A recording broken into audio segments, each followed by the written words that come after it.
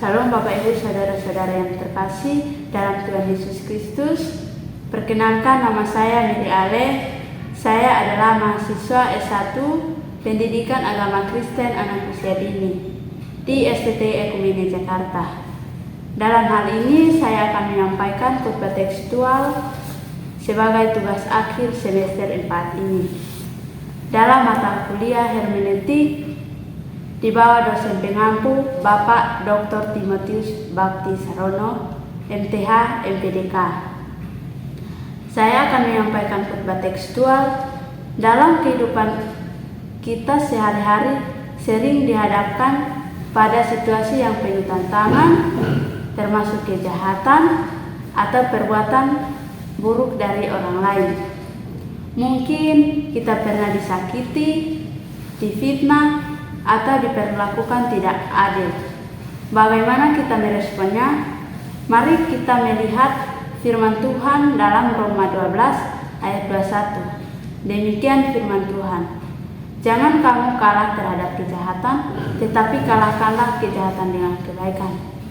Ayat ini mengajak kita untuk tidak membalas kejahatan dengan kejahatan, melainkan dengan kebaikan yang mencerminkan karakter Kristus. Tema yang saya ambil dari ayat ini yaitu mengatasi kejahatan dengan kebaikan. Jadi saudara-saudara, untuk lebih memahami firman Tuhan ini, mari kita sama-sama melihat, sama-sama membaca dua terjemahan lain. Yang pertama, New International Version menyatakan bahwa jangan dikalahkan oleh kejahatan, tetapi kalahkanlah kejahatan dengan kebaikan.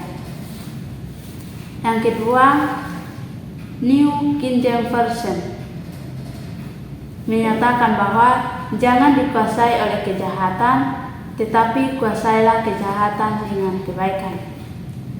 Kedua terjemahan ini memiliki makna yang sama, menegaskan kita bahwa kita tidak boleh membiarkan kejahatan menguasai hati atau tindakan kita. Tetapi kita diajarkan untuk melawan kejahatan dengan perbuatan baik. Perbuatan yang mencerminkan kasih dan kuasa Allah. Sekarang kita masuk dalam dua komentar. Yang pertama, komentar dari Matthew Henry. Matthew Henry menjelaskan bahwa Roma 12 ayat 21 mengajak umat Kristen untuk tidak membalas kejahatan dengan kejahatan, melainkan dengan kebaikan. Membalas kejahatan dengan kebaikan adalah kemenangan bagi orang Kristen yang mencerminkan kasih Kristus yang rela menderita demi keselamatan umat manusia. Henry menekankan bahwa kebaikan yang kita lakukan tidak hanya bertujuan mengubah hati orang lain, tetapi juga menjaga hati kita tetap murni di hadapan Tuhan. Komentar yang kedua dari Alexander McLaren. Alexander McLaren menyebut ayat ini sebagai strategi rohani untuk mengatasi kejahatan. Alexander McLaren menjelaskan bahwa kejahatan memiliki kekuatan untuk menyeret kita ke dalam siklus dendam dan kemarahan.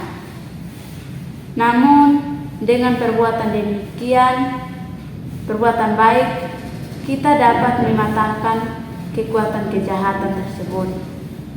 McLaren menegaskan bahwa kebaikan bukan tanda kelemahan, melainkan kekuatan Tuhan yang mampu mengubah situasi dan hati manusia. Sekarang kita melihat konteks dari ayat ini. Roma 12 ayat 21 adalah bagian dari surat Paulus kepada jemaat di Roma yang ditulis sekitar tahun 55 sampai 57 Masehi. Dalam konteks ini, Paulus memberikan nasihat praktis bagi umat Kristen harus hidup sebagai tubuh Kristus di tengah dunia yang penuh tantangan. Roma 12 ayat 9 sampai 21 berfokus pada hubungan antar manusia, termasuk bagaimana menghadapi musuh atau perbuatan jahat. Roma 12 ayat 21 menekankan cara hidup yang baik untuk mengatasi kejahatan dengan kebaikan, bukan dengan kekerasan atau dendam. Mari kita lihat parsing dari Roma 12 ayat 21. Yang pertama, meniko, artinya jangan dikalahkan, merupakan bentuk kata imperatif negatif, menunjukkan larangan aktif, artinya jangan dikalahkan. Ini menggambarkan keadaan di mana seseorang tidak boleh kalah pada pengaruh kejahatan. Yang kedua, hipotu kaku, artinya oleh kejahatan, merupakan bentuk kata preposisi. Kata kaku merujuk pada kejahatan moral atau perbuatan jahat. Yang ketiga, alanika, artinya tetapi kalahkan, merupakan bentuk kata imperatif positif, menunjukkan perintah aktif, artinya untuk tidak dikalahkan oleh kejahatan. Yang keempat, entugato, artinya dengan kebaikan. Kata agato merujuk pada kebaikan moral atau perbuatan yang benar. Artinya kita harus melakukan kebaikan seperti pengampunan, keadilan, dan perbuatan baik yang mencerminkan karakter Kristus. Yang kelima, tukakon, artinya kejahatan. Ini merupakan objek yang harus diatasi, artinya kejahatan harus dikalahkan.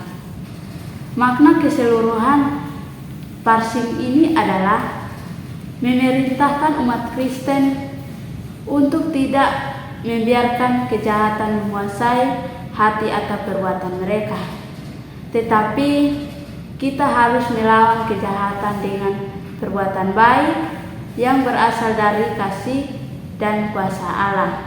Pesan ini menekankan kita kemenangan rohani melalui kebaikan, bukan kekerasan atau dendam. Sekarang kita masuk dalam struktur teks. Yang pertama, larangan jangan kalah terhadap kejahatan. Yang kedua, perintah, kalahkanlah kejahatan dengan kebaikan. Kedua struktur ini mencerminkan pola pikir umat Kristen yang tidak hanya menghindari respon negatif, tetapi juga secara aktif melakukan tindakan positif. Sekarang kita masuk dalam perbandingan dua terjemahan lain. Yang pertama, New International Version, menggunakan bahasa yang lebih modern dan sederhana. Yang kedua, New King James Version, mempertahankan nuansa bahasa yang lebih formal mengikuti tradisi King James Version. Namun keduanya konsisten dalam menyampaikan pesan inti, kebaikan adalah cara untuk mengatasi kejahatan. Yang menjadi aplikasi dalam kita sehari-hari, saya mengambil 4 poin. Yang pertama, mengampuni ketika disakiti. Ketika seseorang menyakiti kita dengan kata-kata atau tindakan yang tidak baik, mungkin kita ingin untuk membalas. Namun Roma 12 ayat 21 mengajak kita untuk mengampuni dan mendoakan mereka. Yang kedua, menjadi terang di tengah kegelapan. Di dunia yang penuh kejahatan dan konflik, Kita dipanggil untuk menjadi terang melalui perbuatan kita yang baik. Yang ketiga, menjaga hati dari kepahitan. Kejahatan dapat menguasai kita jika kita menyimpan dendam atau kepahitan. Dengan kita melakukan kebaikan, kita membebaskan diri kita dari belenggu kejahatan. Yang keempat, meneladani Kristus. Yesus adalah teladan utama dalam mengalahkan kejahatan dengan kebaikan. Seperti saat ia berdoa untuk pengampunan bagi mereka yang menyalibkannya. Ini terdapat dalam Lukas 23 ayat 34. Yesus berkata, "Ya Bapa, ampunilah mereka, sebab mereka tidak tahu apa yang mereka perbuat." Yang menjadi ayat pendukung bagi Roma 12 ayat 21, yang pertama Matius pasal 5 ayat 44. Tetapi aku berkata kepadamu, kasihilah musuhmu dan berdoalah bagi mereka yang menganiaya kamu. Yang kedua, 1 Petrus pasal 3 ayat 9. Dan janganlah membalas kejahatan dengan kejahatan atau caci maki dengan caci maki, tetapi sebaliknya hendaklah kamu memberkati, karena untuk itulah kamu dipanggil, yaitu untuk memperoleh berkat.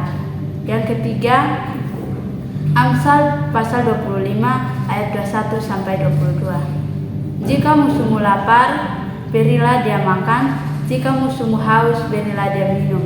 Karena dengan perbuatan demikian, kamu akan menimbulkan bara api di atas kepalanya, dan Tuhan akan membalas kepadamu. Saya menyimpulkan ayat firman Tuhan ini dari Roma 12 ayat 21. Ini mengajarkan kita untuk tidak membiarkan kejahatan menguasai hidup kita, tetapi mengatasinya dengan kebaikan, melalui kasih, pengampunan, dan perbuatan baik. Kita tidak hanya mematahkan kekuatan kejahatan, tetapi juga menjadi terang yang mencerminkan karakter Kristus. Dengan meneladani Kristus dan hidup dalam kebaikan, kita dapat membawa perubahan yang baik bagi dunia di sekitar kita dan menjadi berkat bagi sesama. Mari kita terus berjalan dalam kasih dan kebenaran, dengan mengalahkan kejahatan dengan kebaikan di kehidupan kita sehari-hari. Amin. Tuhan Yesus memberkati.